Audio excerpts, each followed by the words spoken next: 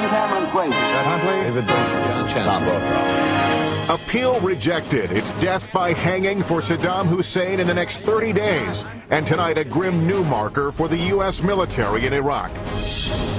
The day after Christmas, let the shopping begin, and buyer beware, prices may not be at all what you'd expect. Milk and meat from cloned animals. Why these products may be one step closer tonight to a supermarket near you. And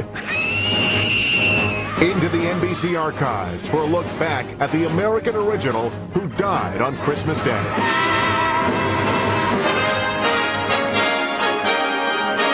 From NBC News World Headquarters in New York, this is NBC Nightly News with Brian Williams. Substituting tonight, Lester Holt. Good evening, everyone. He was toppled from power, hunted down, and made to answer for his crimes. And today we learned Saddam Hussein, the so-called butcher of Baghdad, is out of options. He's lost his final appeal and is to be executed by hanging less than a month from now.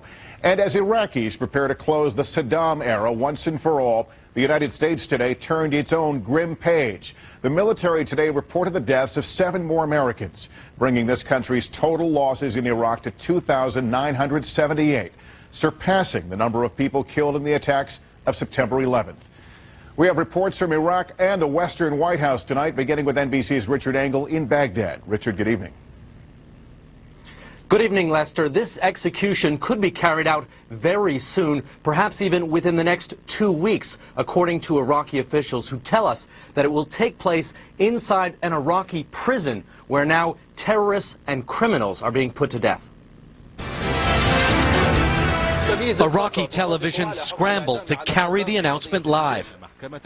Today's decision was both a surprise and rushed. Just 3 weeks after the 9 judges received the appeal, they dismissed it, upholding a death sentence read to a seemingly broken man in November. Judges today said Saddam must now be executed within 30 days. The countdown begins tomorrow. Nobody has the right to lighten the sentence. But reactions in Baghdad were less emphatic. Most people were too frightened to go out to celebrate or protest. At a local coffee shop, one man said, "We demand his execution early so we can close this chapter." But another asked, "Who cares about Saddam? We are still suffering now. This verdict is just a distraction." And again, they suffered today. At least 5 bombs in Baghdad killed more than 50 Iraqis. I saw a 60-year-old woman carrying a child bleeding from her head, but I couldn't save her, he said. The U.S. military expects Saddam's execution to trigger even more violence here. Saddam Hussein was convicted for ordering the execution of 148 men and boys after a failed assassination attempt 24 years ago in a Shiite village. But critics say his trial was motivated more by revenge than justice. There's been political interference and political pressure, and this has not fulfilled the international or minimum fair trial standards. The Shiite group that tried to kill Saddam 2 decades ago now leads the Iraqi government, soon to hang him. To stop this execution, Lester, Iraq's president would have to intervene on moral grounds.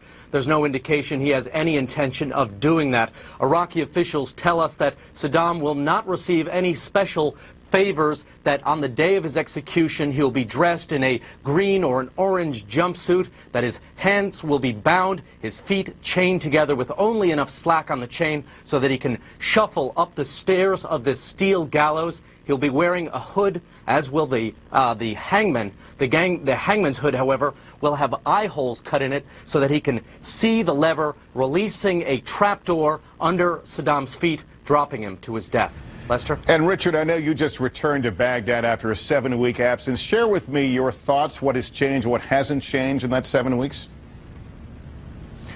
There is a sense, Lester, that this city is in a sense, of free fall. Just since I've been gone, there are now signs up in certain Sunni neighborhoods that say Shiites out, Sunnis only. Sunni militant groups now have their own television station where they're showing viewers how to launch mortars and assemble car bombs. 2 cameramen, Iraqi cameramen I know, have been kidnapped by insurgents. Both managed to escape. One had to jump out of the back of a moving car. And all of this, Lester, just in the last few weeks. All right, Richard Engel in Baghdad tonight. Richard, thanks.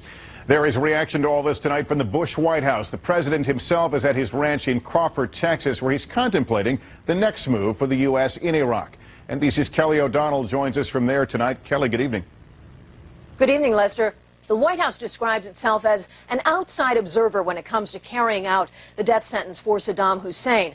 Politically, they're looking at it this way. They say that Iraq has moved from the rule of a tyrant to the rule of law. Here in Texas, the president will be spending some time working on retooling his war strategy. And advisors say he's being deliberate. He's asking about options and the consequences, including adding more U.S. troops. And today, a senior military official says that the deployment orders are ready to go, just needing a signature for another brigade. That would be about 3,500 more soldiers from the 82nd Airborne who would go to Kuwait with the possibility of going into Iraq. And on Thursday, the president will be meeting here with his national security team to talk about all of this. But advisors are downplaying expectations, saying they don't expect any final decisions at that meeting. Lester? Kelly O'Donnell in Crawford, thanks. A terrible scene in Nigeria's largest city today where hundreds of people burned to death when a fuel pipeline exploded. It happened in Lagos as crowds began stealing gasoline from a pipe cut open by vandals. The fuel ignited, sparking a fire that burned for hours. At least 269 people were killed. More than 150 are being treated in hospitals there. For nations along the Indian Ocean, this was a somber day of remembrance. Thousands gathered for ceremonies to honor more than 200,000 who lost their lives when a massive tsunami hit 2 years ago. Yet even as the memorials were taking place today, 2 powerful earthquakes rocked Taiwan, triggering a regional tsunami alert for a short time. Earthquakes measuring 7 and 7.1 toppled buildings and started fires, but few casualties were reported. Now to the way many Americans spent this day after Christmas, shopping around. While many were out there looking for and finding deep discounts, retailers have millions of reasons for stocking up on full-price merchandise as well. CNBC's Scott Cohn is live tonight in New York's famous Herald Square. Scott, good evening. Good evening to you, Lester. The shoppers have been out in force all day. They are still out in force, returning that gift that wasn't quite right, looking for those holiday bargains, and sometimes, no matter what the price, cashing in those increasingly popular gift cards.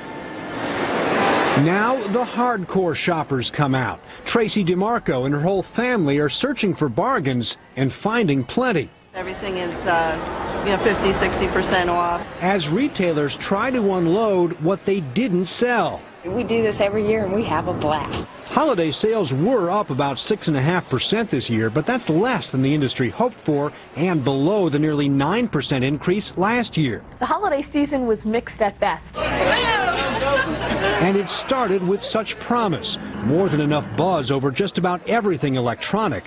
What happened? Warm weather in many parts of the country. Outerwear sales could be down as much as 20%. And a generally strong economy starting to show signs of weakness. You know, we're not exactly in the best of economic times. But it's not over yet. I'm going to shop for myself today. Americans gave a record $25 billion worth of gift cards, and stores can't count those sales until the cards are redeemed.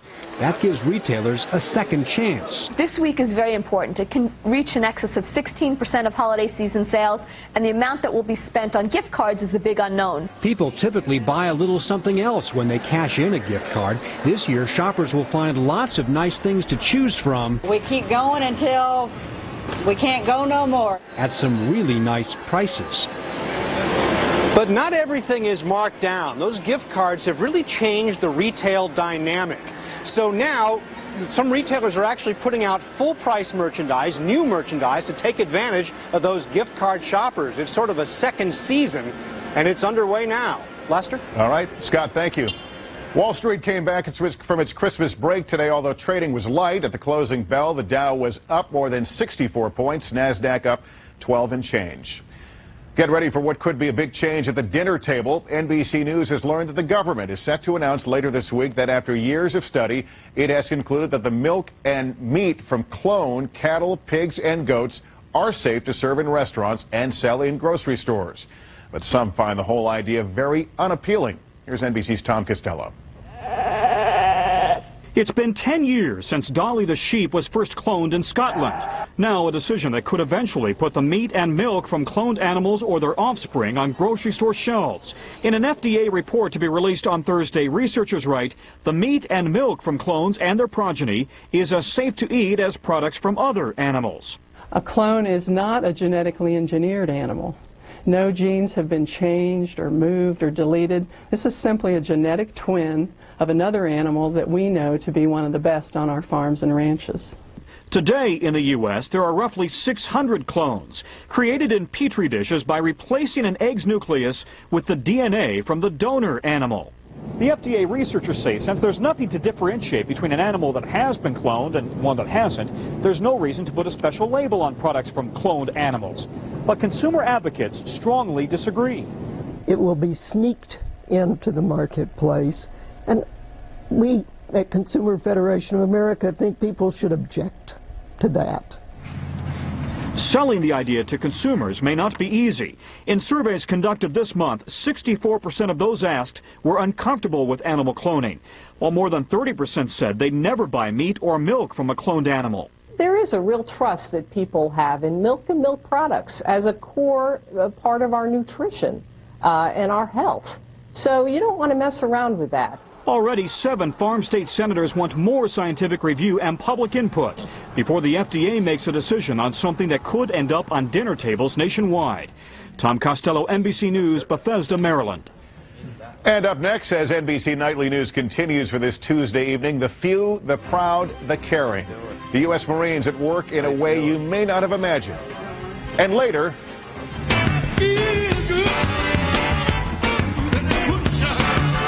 what it was like back in the day and why James Brown will always be known as the hardest working man in show business. NBC News In Depth tonight, special care on the home front. They call themselves the softer side of the Marines. They're members of a group with one of the most emotionally demanding missions in the service, introducing wounded veterans to their changed lives and reintroducing them to their loved ones back home. And that means doing all they can to give their Marines the support they need to pull through. Here's NBC's Campbell Brown In Depth. Their work begins the moment a new casualty arrives at the National Naval Medical Center in Bethesda, Maryland. It's here many of the most seriously wounded Iraq War veterans begin to heal. You guys need anything, please don't hesitate to give us a call. And he does mean anything. They are the Special Marine Liaison Unit, a team of 22 charged with more than just bringing holiday cheer. Oh, thank you. You're welcome. They describe themselves as a 5-star concierge service. It's their mission to take care of almost any need these injured Marines or their families may have. The shelves in their office are stocked with everything from toiletries to T-shirts. The unit flew this injured Marine's family of 13 in for Thanksgiving and planned this wedding in the hospital chapel. But they are also just a shoulder to lean on. What's going on today? How are you feeling? I'm feeling all right. Sergeant Daniel Casmore knows exactly how these Marines are feeling. He was wounded last year in Fallujah by a roadside bomb. They know I'm not just someone that's been pushing papers. They know that, hey, this guy's been there, he's done it, he knows what I'm going through, so they open up more with me. The Marines in this unit have been helping injured troops since this hospital first started taking casualties in early 2003. To date, they have helped more than 2,000 troops, the vast majority with injuries caused by IEDs. I knew I was being thrown from the vehicle. I knew immediately it was an IED. Lance Corporal Timothy Lang's leg and foot had to be reconstructed. He has months of physical therapy ahead before he'll even be able to stand on his own. But thanks to the logistical efforts of the liaison unit, getting airline tickets, housing, and transportation, his mother has been at his side since he first arrived. The support has been wonderful to the family, to him, you know, to all the Marines. It's just been wonderful. Marines who say they are just following their tradition of taking care of their own. Campbell Brown, NBC News, Bethesda, Maryland.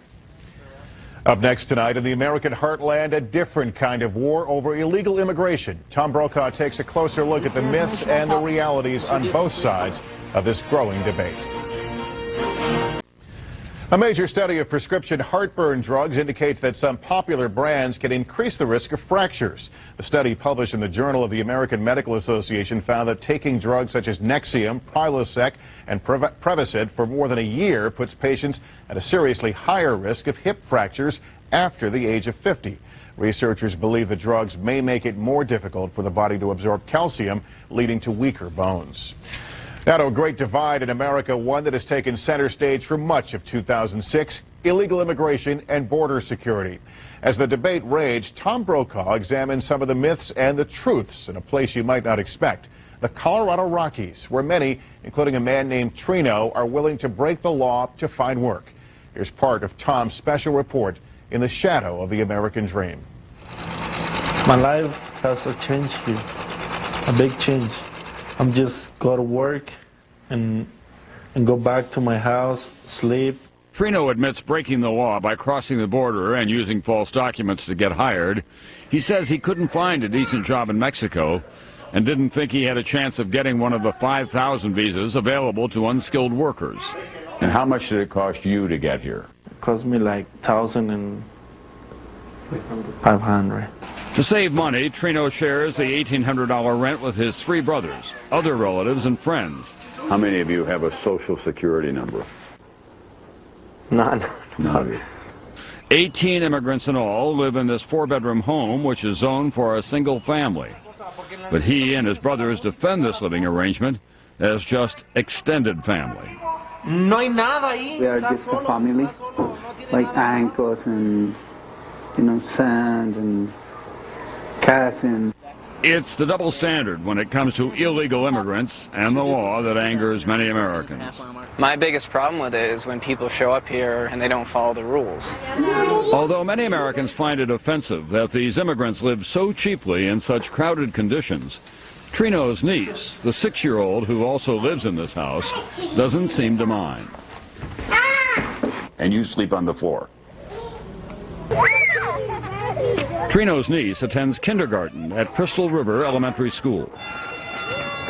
All the children in this class are Hispanic, except for 2 Anglo children. While Trino's niece learns English, white children, such as Spencer Ochko, study Spanish. Spencer knows a lot more Spanish than I do at this point. He can count to 40, he can do all of these things, and I think it's wonderful. I think it's wonderful. Spencer's mother, Kim Ochko, is conflicted. It frightens me a little bit. What frightens you? Well, the fact that I'm becoming a minority and my children are a minority in the school system. It's a little daunting. You can see all of Tom Brokaw's special report, In the Shadow of the American Dream, tonight here on NBC at 8, 7 Central. And when we come back right here in just a moment, the brilliance of James Brown in performances you haven't seen. And late today, there will be a public send-off for soul music legend James Brown, who died on Christmas Day. A public viewing will be held at the famed Apollo Theater in New York on Thursday, followed by a public memorial service on Saturday in his hometown of Augusta, Georgia. Tonight, we go deep into our archives to bring you some pictures of James Brown you haven't seen anywhere else, as we remember a man many say changed the course of American popular music. He was born James Joseph Brown Jr. in Depression-era South Carolina. But he became the godfather of soul and the hardest working man in show business. Papa's got a brand new bag. He begged. Please, please, please. He pleaded. But he always gave. Fellow R&B icon Little Richard, whom Brown once called his idol, says James Brown redefined entertainment for a generation of artists. No James Brown, you wouldn't have no disco. You wouldn't have had no hip-hop, no rap. And the type of rhythm and blues soul, you wouldn't have had that.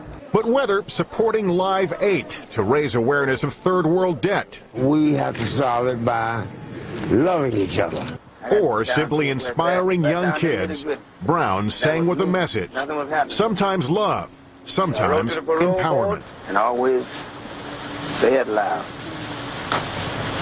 that you're proud.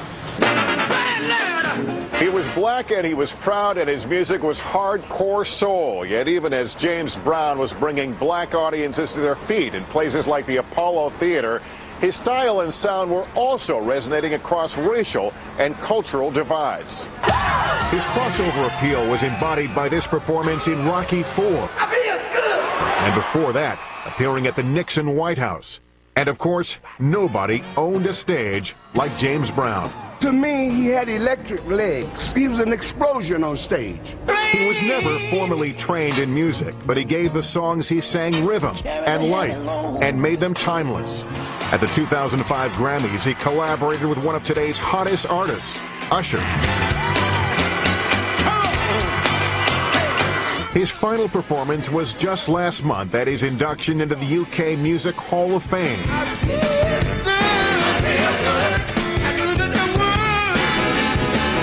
Where, as always, he left the audience with something to feel good about.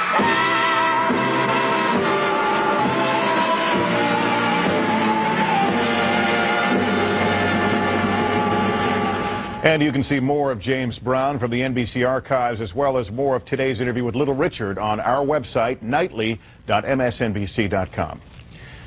And that's our broadcast for this Tuesday night. Thanks for being with us. For Brian Williams and all of us at NBC News, I'm Lester Holt. Good night.